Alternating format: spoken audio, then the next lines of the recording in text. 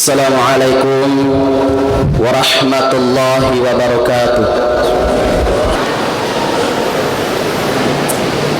Alhamdulillahi rabbil alamin. Nahmaduhu wa nasta'inuhu wa nastaghfiruh. Wa na'udzu billahi min shururi anfusina wa min sayyiati a'malina. May yahdihillahu fala mudilla lahu wa may yudlilhu fala hadiya lahu. أشهد أن لا إله إلا الله وأشهد أن محمدا عبده ورسوله لا نبي بعده فقد قال الله تعالى في كتابه الكريم وهو أصدق القائلين أعوذ بالله من الشيطان الرجيم بسم الله الرحمن الرحيم يا أيها الذين آمنوا اتقوا الله حق تقاته ولا تموتن إلا وأنتم مسلمون صدق الله العظيم وبلغ رسوله النبي ونحن على ذلك من الشاهدين والشاكرين فيا عباد الله أوصيكم من نفسي وإياي بتقوى الله فقد فاز المتقون. Hadirin kaum muslimin sedang jamaah Jumat yang insyaallah dirahmati dan dimuliakan oleh Allah Subhanahu wa taala. Alhamdulillah, kembali kita memanjatkan puja dan puji syukur atas kehadirat Allah Subhanahu wa taala. Karena pada hari ini Allah Subhanahu wa taala masih senantiasa mencurahkan rahmat dan karunia-Nya kepada kita semua. Sehingga dengan nikmat itulah kita masih bisa melangkahkan kaki kita di masjid kebanggaan kita ini, Islamic Center Datuk Tiro Kabupaten Bulukumba, dengan tujuan untuk menunaikan kewajiban kita, khususnya umat muslim laki-laki, yakni salat Jumat. Mudah-mudahan ibadah yang kita lakukan pada hari ini diterima oleh Allah Subhanahu wa taala.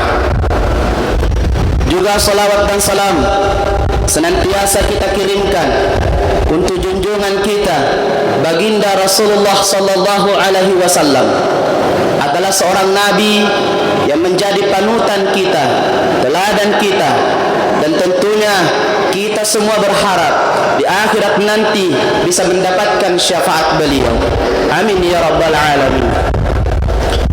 Kaum muslimin rahimakumullah, kembali khatib mengajak kepada seluruh hadirin untuk meningkatkan ketakwaan kita kepada Allah Subhanahu wa taala dengan sebenar-benarnya takwa. Karena inilah nanti akan menjadi modal kita setelah kita berpindah alam meninggalkan dunia ini. Allah Subhanahu wa taala mengingatkan kita, wa tazawwadu, berbekallah kalian, fa inna khairaz zadi taqwa, karena sebaik-baik bekal adalah takwa kepada Allah Subhanahu wa taala. Kaum muslimin rahimakumullah, dalam sebuah ayat Allah Subhanahu wa taala berfirman, "Wa ma min dabbatin fil ard illa 'ala Allahi rizquha." Bahwa tidak ada satupun makhluk melata di muka bumi ini melainkan Allah Subhanahu wa taala telah menetapkan rezekinya untuk mereka semua. Dalam ayat ini yang akan menjadi topik kita pada pembahasan khutbah kali ini, bahwa kaum muslimin rahimakumullah, di dalam ayat ini memberikan kita begitu banyak pelajaran. Di antaranya kita bisa memahami dan meyakini bahwa pada hakikatnya seluruh makhluk ciptaan Allah di muka bumi ini itu telah ditetapkan rezekinya oleh Allah Subhanahu wa taala. Tentunya ketika kita ingin memahami ayat ini, maka tidak akan lagi ada penyakit di antara kita, yaitu penyakit senang melihat orang susah atau susah melihat orang senang. Karena saat ini kaum muslimin rahimakumullah, masih banyak di antara saudara-saudara kita kadang-kadang iri dengan rezeki saudaranya, iri dengan jabatan saudaranya, iri dengan kesenangan-kesenangan dunia yang dinikmati oleh saudaranya, sehingga dengan penyakit ini ada di antara mereka yang mampu membendungnya dan ada juga di antara mereka yang tak mampu membendungnya, sehingga berbagai macam cara dilakukan, baik yang halal maupun yang haram, demi untuk bagaimana menyaingi atau kadang-kadang melakukan tindakan kriminal, bagaimana ingin menjatuhkan saudaranya karena atas diri dengan rezeki yang diberikan oleh saudaranya itu. Kaum muslimin rahimakumullah, orang semacam ini mereka tidak paham bahwa pada hakikatnya rezeki yang Allah berikan kepada setiap manusia itu diibaratkan dengan hujan, diibaratkan dengan hujan yang turun di muka bumi ini secara tidak merata. Sebagaimana hujan yang kita ketahui kadang turun di pedesaan tapi tidak di perkotaan, hujan terkadang turun di daerah pegunungan tapi tidak di daerah rendah.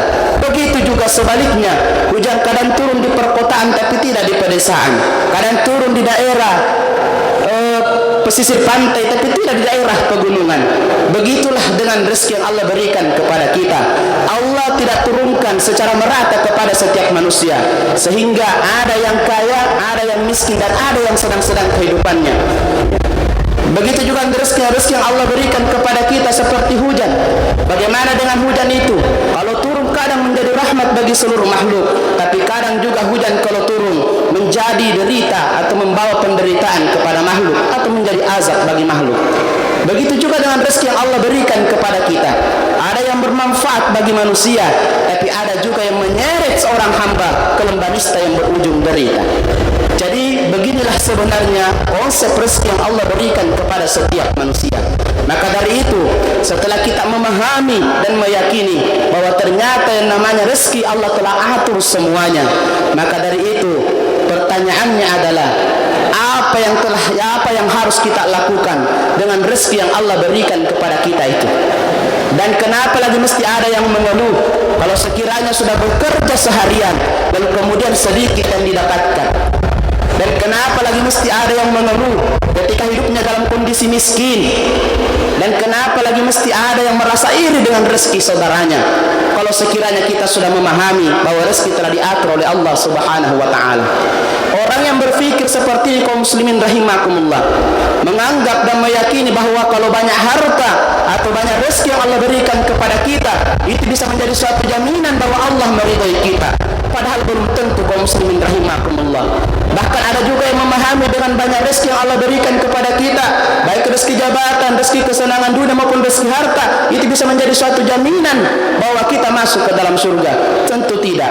Justru kita perlu waspada ketika Allah Subhanahu wa taala menitipkan banyak rezeki kepada kita. Karena di dalam hadis Rasulullah sallallahu alaihi wasallam yang diriwayatkan oleh Bukhari dan Muslim, Rasulullah sallallahu alaihi wasallam bersabda, "Kuntu ala babil jannah fa idza ammat man dakhala al masakin." Ketika Rasulullah sallallahu alaihi wasallam dibawa ke surga, Rasulullah diperlihatkan oleh Allah gambaran penghuni surga. Ternyata kebanyakan penghuninya dari umatnya yang beriman, dari golongan orang-orang miskin. Wa kuntu ala babin nar fa idza ammat man dakhalaha nisa. Kemudian Rasulullah dibawa lagi ke neraka dan diperlihatkan gambaran penghuni neraka. Ternyata kebanyakan penghuninya dari golongan wanita. Hadis riwayat Bukhari dan Muslim. Jadi hadis ini kaum muslimin rahimakumullah menjadi peringatan bagi mereka saudara-saudara kita yang diberi nikmat berupa rezeki harta, rezeki jabatan oleh Allah Subhanahu wa taala, bahwa ternyata dalam hadis ini Nabi menyatakan bahwa ternyata kebanyakan masuk ke dalam surga nantinya kebanyakan dari umatnya dari golongan orang-orang miskin. Tentunya di benak kita timbul pertanyaan, kok bisa orang miskin lebih banyak masuk ke dalam surga? Bagaimana status orang kaya nanti di akhirat? Apakah semuanya masuk ke dalam neraka? Tentu tidak kaum muslimin rahimakumullah.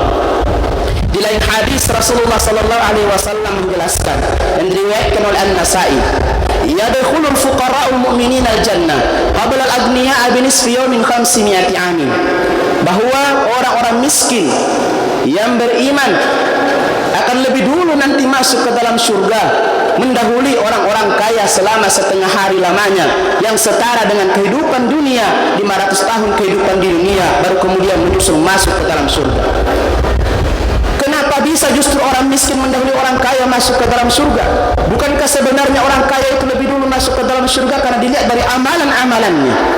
Ternyata kaum muslimin rahimakumullah, salah seorang ulama berpendapat bukan dari segi amalan yang dilihat, tetapi dari segi pertanggungjawabannya terhadap rezeki yang telah diberikan oleh Allah kepada mereka. bahwa sesungguhnya setiap nikmat yang Allah berikan kepada kita selama kita hidup di dunia, di akhirat nanti itu Allah akan mintai pertanggungjawabannya. Allah beri kita nikmat sehat, Allah akan tanyakan dengan satu pertanyaan, aku beri kepadamu nikmat kesehatan, apakah kamu menggunakannya untuk mendekatkan diri kepadaku? Allah akan tanyakan dengan satu pertanyaan. Allah beri kita nikmat umur, aku beri kepadamu nikmat umur selama 50 tahun kehidupan di dunia, apakah kamu menggunakannya itu untuk mendekatkan diri kepadaku? Artinya apa, kaum muslimin rahimakumullah? Setiap nikmat yang Allah berikan kepada kita selama di dunia, Allah akan tanyakan dengan satu pertanyaan. Kecuali nikmat harta atau jabatan yang Allah berikan kepada kita, itu bukan satu pertanyaannya, tapi dua pertanyaan yang Allah berikan kepada kita. Yang pertama, dari mana kamu dapatkan hartamu itu? Yang kedua, di mana kamu menggunakannya? Jadi Allah tanyakan asalnya, dan Allah tanyakan di mana kau gunakan. Jadi kira-kira secara logika manusiawi, bahwa mungkin terlalu banyak harta yang dia simpan-simpan, sehingga banyak pula jawaban yang harus dia siapkan dari pertanyaan Allah subhanahu wa ta'ala terhadap nikmat rezeki harta yang diberikan kepadanya. Inilah mungkin maksud dari hadis ini, bahwa orang miskin akan lebih dulu masuk ke dalam surga mendahului orang-orang kaya, karena mungkin harus banyak dipertanggungjawabkan dulu atas nikmat harta yang telah diberikan kepadanya selama hidup di dunia. Maka dari itu kaum muslimin rahimakumullah, pada hakikatnya rezeki yang Allah berikan kepada kita itu di akhirat nanti bisa saja menjadi kawan bagi kita, tapi bisa saja juga menjadi lawan bagi kita.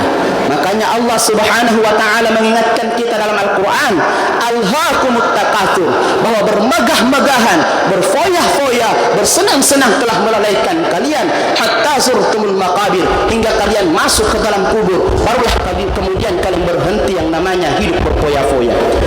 Kaum muslimin rahimakumullah, nikmat harta yang Allah berikan kepada kita, nikmat jabatan yang Allah berikan kepada kita, sesungguhnya itu hanya 3 yang kita miliki. Berdasarkan sabda Rasulullah sallallahu alaihi wasallam, yaqulu banu Adam, manusia itu selalu berteriak, mali mali, hartaku hartaku. Lalu Rasulullah bersabda, dari harta yang kalian punya sesungguhnya, kata Rasulullah, hanya 3 sebenarnya yang kalian miliki. Yang pertama, ma'akalta fa'afnaita, yang kalian makan melewati tenggorokan lalu menjadi kotoran. Harta yang sudah pasti kalian punya dari sekian banyak harta yang kalian simpan-simpan saat ini. Yang kedua, aulabista fa'abalaita, harta yang kalian pakai sampai hancur dan tidak layak lagi kalian gunakan. Yang ketiga, autasaddaqta fa'amdaita, harta yang kalian sedekahkan di jalan Allah lalu kemudian kalian jaga pahalanya dari penyakit-penyakit ria.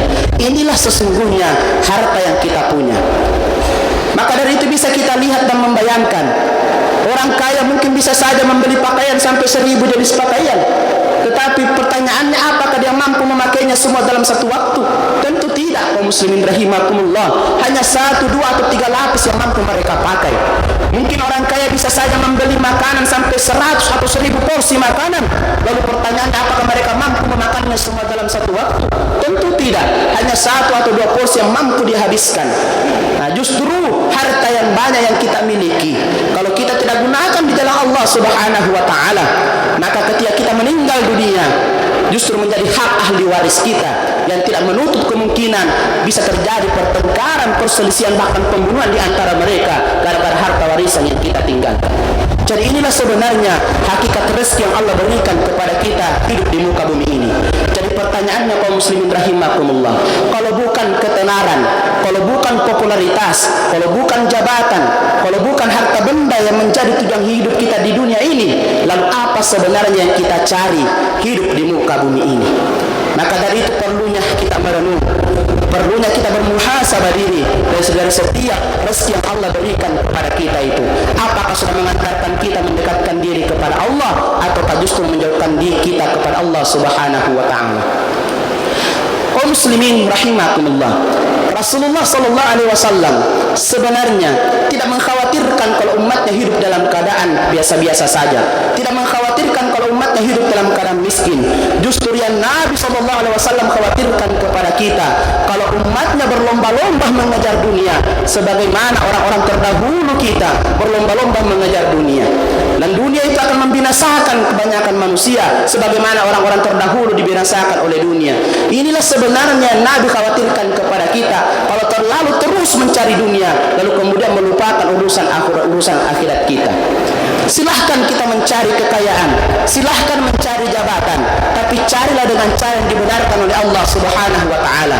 Dan ketika Allah menganugerahkan kepada kita kekayaan dan jabatan, jadikanlah semuanya itu sarana untuk bisa lebih mendekatkan diri kepada Allah Subhanahu wa Ta'ala.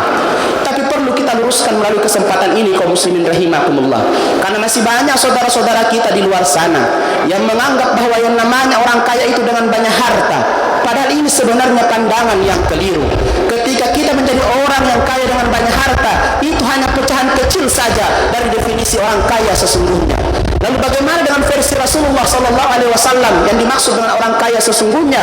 Ketika kita kembali dengan sabda Rasulullah, Rasulullah bersabda, "Laisal ghina an kasratil aradi, walakinna ghina nafs." Yang namanya orang kaya sesungguhnya itu, kata Rasulullah, bukannya mereka banyak hartanya, tetapi orang kaya sesungguhnya itu mereka yang tenang hatinya, tentram jiwanya, tenang pikirannya. Inilah orang kaya sesungguhnya.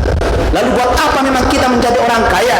Buat apa kita menjadi seorang pejabat penuh dengan kesenangan-kesenangan dunia? Kalau di malam hari kita susah tidur, kalau kita mau ibadah susah khusyuk kepada Allah karena memikirkan semua urusan-urusan dunia kita. Maka dari itu, orang kaya sesungguhnya adalah mereka yang memiliki sifat syukur atas nikmat yang Allah berikan kepada mereka, baik banyak maupun sedikit. Kaum muslimin rahimakumullah, terakhir, jika kita menginginkan dunia, memang dunia ini tidak akan pernah ada habisnya. Nabi SAW sudah memberikan penjelasan kepada kita, manusia itu kalau sudah memiliki satu gunung emas, pasti berpikir lagi bagaimana bisa memiliki dua gunung emas. Ketika sudah memiliki dua gunung emas, berpikir lagi bagaimana bisa memiliki tiga gunung emas. Artinya apa? Manusia pada dasarnya itu tamak dan rakus, kecuali mereka yang mampu mengendalikan hawa nafsu. Silahkan kita mencari dunia, tapi perlu kita pahami bahwa dunia itu semakin dikejar, semakin berlari kencang. Diibaratkan dengan bayangan kita, kalau kita menangkap bayangan kita, maka tentu tidak akan bisa kita mampu menangkapnya. Tapi coba belakangi bayangan kita, maka bayangan itu akan mengikut kita dari belakang. Maka datoni topan beritata, ulama kita dahulu mengatakan, jika kalian menanam padi, maka pasti tumbuh rumput. Tapi kalau kalian menanam rumput, jangan harap tumbuh padi. Artinya apa? Kalau kalian hanya mengejar dunia semata, jangan harap akhirat akan ikut. Tapi kalau kalian mengejar akhirat, maka pasti Allah akan ikutkan dunia untukmu. Jadi semoga kita yang hadir di masjid ini termasuk hamba-hamba Allah Subhanahu wa Ta'ala yang diberikan sisa-sisa umur oleh Allah Subhanahu wa Ta'ala ini, kita gunakan untuk bisa maksimal kepada Allah. Maka mari kita fokus dan ingat kembali apa tujuan sebenarnya Allah Subhanahu wa Ta'ala menghidupkan kita di muka bumi ini. Ayat ini sudah masyhur di kalangan kita, wa ma khalaqtul jinna wal insa illa liya'budun. Tidaklah aku menciptakan jin dan manusia hanyalah untuk beribadah kepadaku. Adapun profesi kita mencari nafkah, mencari rezeki di luar sana, itu hanya kegiatan sampingan saja, lalu kemudian kembali beribadah kepada Allah Subhanahu wa Ta'ala. Barakallahu li wa lakum fil Qur'anil azim, wa nafa'ani wa iyyakum bima fihi minal ayati wa dzikril hakim, wa taqabbala minni wa minkum tilawatahu innahu huwal ghafurur rahim.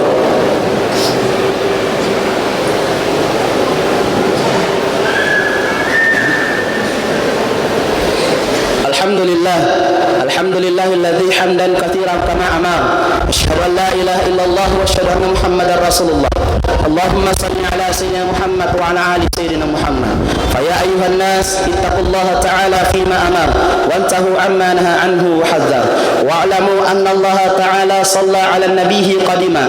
Fa qala ta'ala inna Allah wa malaikatahu yusalluna ala nabi ya ayyuhalladzina amanu sallu alaihi wa sallimu taslima. Sadaqallahul azim.